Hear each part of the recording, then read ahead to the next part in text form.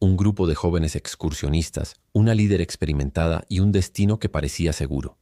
Pero lo que ocurrió en las montañas Qamar Daban en 1993 dejó a todos sin palabras. Convulsiones, espuma en la boca, muertes repentinas y una única sobreviviente. Un caso tan extraño que muchos lo llaman el segundo Dyatlov. Hoy revivimos paso a paso esta tragedia que 32 años después sigue sin explicación. Era el verano de 1993 cuando 7 excursionistas, 6 jóvenes estudiantes de Petropavlovsk y su instructora llegaron a la región de Irkutsk con un objetivo claro: conquistar el cordón montañoso de Qamar Daban, uno de los sistemas más antiguos del planeta.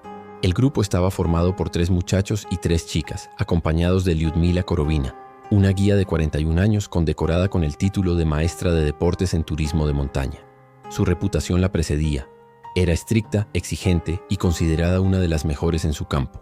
Nadie dudaba de que bajo su liderazgo el grupo estaría seguro. La ruta planeada no era extrema en comparación con otras cordilleras. El punto más alto de Qamar Daban alcanza apenas los 2.396 metros, nada frente a gigantes como el Himalaya. Sin embargo, sus condiciones climáticas son traicioneras. Cambios bruscos de temperatura, lluvias repentinas y vientos capaces de arrasar campamentos enteros. Era un escenario engañoso, hermoso a la vista pero lleno de riesgos. La expedición arrancó desde el asentamiento de Murino con dirección a la cima Kanulu, una de las más elevadas de la zona. En el camino cruzaron bosques, valles y riachuelos, avanzando unos 70 kilómetros en el transcurso de una semana. El ánimo era excelente. Se tomaban fotografías, compartían comida, aprendían técnicas de orientación y soñaban con llegar a la cima para contemplar las vistas únicas de Siberia. Todo cambió al llegar a una zona entre las montañas Goles-Yagelny y Retansliator, donde decidieron acampar. Allí comenzó lo inexplicable. El clima, que ya venía siendo inestable, empeoró de golpe. Durante días, lluvia con nieve y ráfagas de viento helado azotaban sin cesar la cordillera. Lo más desconcertante fue la decisión de Lyudmila Korovina: instalar el campamento en una ladera completamente expuesta, sin protección, cuando a apenas 4 kilómetros había un bosque que habría ofrecido refugio natural. Hasta hoy, nadie entiende esa elección. ¿Un error de juicio de la experimentada líder o había algo más que no sabemos? El 5 de agosto de 1993, a media mañana, cuando los jóvenes se preparaban para levantar el campamento y continuar la marcha, ocurrió la primera señal del desastre. Alexander, uno de los muchachos, comenzó a gritar de dolor. Poco después, sangre comenzó a brotarle por los oídos y espuma a salir de su boca. En cuestión de minutos, murió ante los ojos horrorizados de sus compañeros. El pánico se apoderó del grupo. La propia Korovina cayó al suelo inconsciente. Otro de los jóvenes, Denis, corrió despavorido a esconderse tras unas rocas. Tatiana, una de las chicas, comenzó a golpearse la cabeza contra las piedras en un estado de histeria. 2 más cayeron al suelo, desgarrando su ropa, llevándose las manos al cuello como si se asfixiaran. Uno tras otro, los excursionistas fueron muriendo de forma brutal y aparentemente inexplicable. En cuestión de horas, el grupo entero quedó reducido a cadáveres esparcidos por la montaña. Solo una joven seguía en pie: Valentina Utochenko, de 17 años. Ella, al ver morir a todos, recogió lo poco que pudo cargar y trató de huir cuesta abajo. Pasó la noche escondida bajo una roca, aterrada y sin poder dormir, hasta que al día siguiente decidió volver al campamento, donde confirmó lo inevitable: todos habían muerto. Con un temple admirable, Valentina se orientó siguiendo una vieja torre de retransmisión que divisó a lo lejos. Caminó hasta encontrar un tendido eléctrico y lo siguió hasta alcanzar unas casas abandonadas. Exhausta y al borde del colapso, logró sobrevivir 2 días más, hasta que un grupo de excursionistas de Kiev la encontró a orillas del río Snezhnaya. Era la única sobreviviente de una de las tragedias más enigmáticas de la historia del montañismo ruso. El horror que vivió Valentina Utochenko aquel 5 de agosto no se puede describir con palabras. De repente, lo que era una expedición alegre se convirtió en una escena de pesadilla. En cuestión de minutos, sus amigos y su líder, una mujer respetada y fuerte, murieron delante de ella de una manera tan violenta que parecía sacada de un relato de terror. La primera en caer tras Alexander fue la propia Lyudmila Korovina. Según relató Valentina, la guía comenzó a sangrar por la nariz y la boca, convulsionando hasta desplomarse. Para los demás fue como una señal de que nada estaba bajo control. El grupo entró en pánico. Denis Shvachkin, uno de los muchachos más jóvenes, perdió el control y huyó cuesta abajo gritando, pero apenas avanzó unos metros antes de desplomarse en la hierba. Tatiana Filipenko, presa de un ataque de histeria, empezó a arrancarse la ropa y a golpearse contra las rocas, hasta morir en un estado de completa desesperación. Luego cayó Víctor Trofimov, que comenzó a desgarrarse la garganta con las uñas como si se asfixiara. La misma suerte corrió Svetlana Oshkina, que se desvaneció en segundos.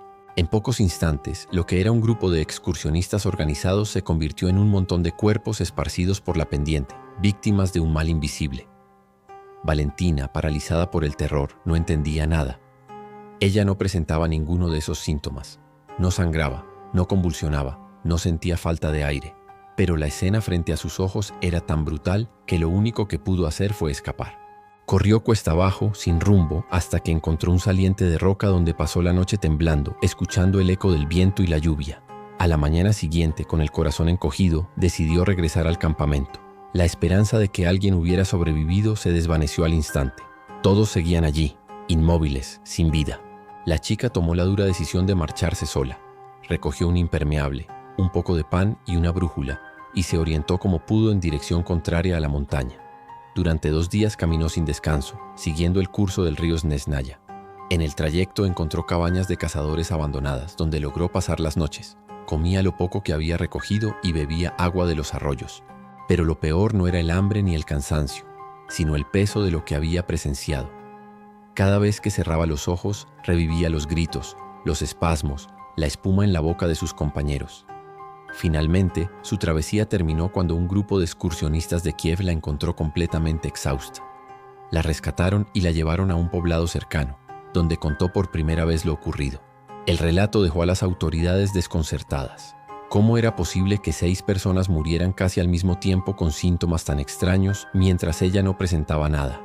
Los médicos descartaron envenenamiento por hongos o plantas, pues Valentina había comido lo mismo que el resto. Tampoco había señales claras de hipotermia, y mucho menos de violencia externa. Las versiones oficiales hablaron de edema pulmonar por hipotermia extrema, causada por el mal tiempo y la decisión de Korovina de acampar en una zona expuesta. Sin embargo, los detalles relatados por Valentina, sangrado por oídos y boca, convulsiones violentas, espuma, no cuadraban con una simple hipotermia. Hasta hoy, ningún médico ha podido dar una explicación convincente. La tragedia del Kamar Davan quedó marcada en la memoria de Rusia como un eco tardío del paso Dyatlov. Un grupo de excursionistas, síntomas inexplicables, una única sobreviviente y más preguntas que respuestas. Cuando Valentina Autochenko fue rescatada y contó lo sucedido, las autoridades se encontraron con un enigma imposible de resolver. Los cuerpos de sus compañeros fueron trasladados a Ulan-Ude, donde se practicaron autopsias. El diagnóstico oficial fue simple y casi insultante: hipotermia. Pero había un problema. Los síntomas descritos por Valentina, sangrado por oídos y boca, espuma, convulsiones, ataques de pánico, comportamiento irracional, no coincidían con la hipotermia clásica. Y además, ¿por qué ella sobrevivió sin presentar nada de esto? Esa contradicción abrió la puerta a todo tipo de teorías. Hipotermia y edema pulmonar. Los médicos sostuvieron que la exposición prolongada al frío y la humedad junto al agotamiento físico provocó un edema pulmonar fulminante en 6 de los 7 excursionistas. El cuerpo se llenó de líquido y los pulmones colapsaron. Pero incluso algunos expertos señalaron que los síntomas relatados por Valentina iban más allá de lo esperable. Envenenamiento. Otra hipótesis fue la de una intoxicación alimentaria. Se habló de una lata de carne en conserva de origen chino, posiblemente en mal estado. Sin embargo, Valentina comió lo mismo que el resto y no enfermó, lo que contradice la teoría.